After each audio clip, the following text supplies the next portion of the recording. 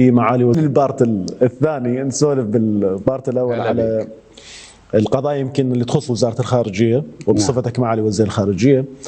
قبل ايام قليله ترأست اللجنه اللي هي مختصه ببحث موضوع الخزانه الامريكيه والعقوبات على العراق. والسؤال يطرح نفسه، ماذا ناقشتم بهذا الاجتماع؟ طبعا هاي مرة أخرى أرحب بكم وأنا سعيد بهذا اللقاء وتحياتي للمشاهدين الكرام. هذه اللجنة تأسست ومن مختلف القطاعات، يعني قطاعات والوزارات الحكومية، لأن هذه المسألة تتعلق بأمور عديدة، تتعلق بقضايا لها علاقة بالجانب الأمريكي، لكن أيضا علاقة بالجانب المالي، جانب الاقتصادي. فاجتمعنا لأول مرة ودرسنا ما طرح من قبل الأمريكان حول هذه المسائل.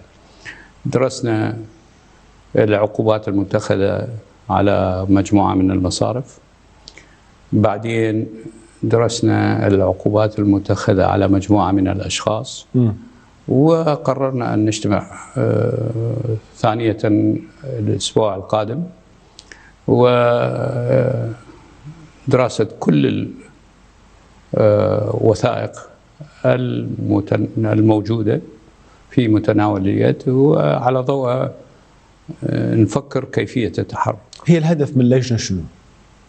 مخاطبة الجانب الأمريكي، وضع حلول للداخل، شو الهدف منه؟ طبعا أولا معرفة الأسباب الأساسية لاتخاذ هذه الإجراءات.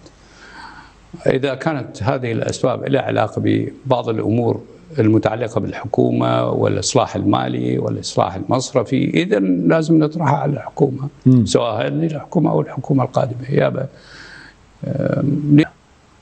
احنا أولا مو نتعاطى مع أمريكا الآن، احنا نتعاطى مع الولايات المتحدة الأمريكية مرة أخرى، وأمريكا ما كانت عدوة للشعب العراقي.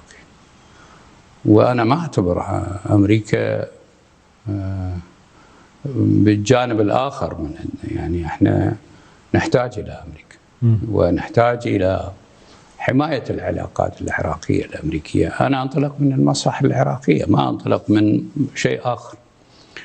الوضع الإقليمي، وضع الداخلي، وضع الإقليمي، وضع الاقتصاد العراقي، وضع العملة العراقية بصورة عامة. احنا مو في جزيرة، نحتاج إلى تحالفات، نحتاج إلى علاقات. وإذا تسألني عن علاقات العراق مع الدول الأخرى، احنا نحتاج إلى علاقات مع الولايات المتحدة الأمريكية.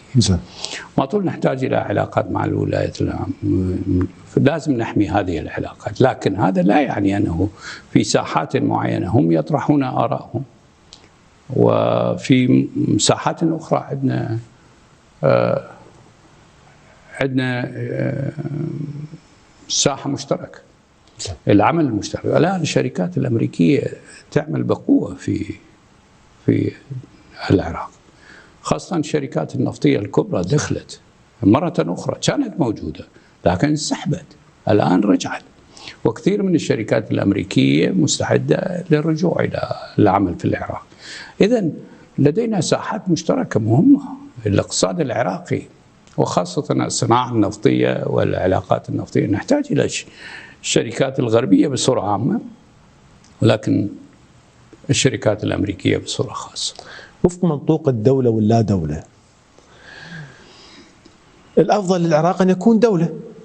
مو الأفضل، هو هذا صحيح، هو هذا الصحيح، مو؟ اي صح. زين، احنا جاي نعيش الازدواجية بين الدولة واللا دولة، وهاي ما راح نخلص منها 23 لا سنة. لازم نخلص منها. شلون نخلص؟ لا احنا دولة مستندة على دستور، زين، والدستور أساس هذه الدولة. أكو أشياء واضحة بالدستور أنه عمل الدولة، خاصة بالقضايا الأمنية والعسكرية، واضحة هذه المسألة. إذن الفئات اللي تتحرك خارج هذا الدستور ما ممكن. بالنتيجة لازم يرجعون إلى حالة الدولة. إحنا ما نقدر أنه نستمر بمسارين: مسار الدولة وتأسيس الدولة، ومسار خارج الدولة. مسار خارج الدولة يؤدي إلى إضعاف الدولة. يعني ما سلمية، ماكو طريقة أخرى. بطريقة سلمية. أنا أشوف، خلي أرجع إلى مسألة الفصائل. أنا أشوف كثير من المجتمعات كان عندهم في حالات معينة هذه المسألة. إحنا يجب أن نبدأ الحوار، الحوار العقلاني، لكن الحوار يحتاج إلى إطار فكري. الإطار الفكري يجب أن يكون الدستور.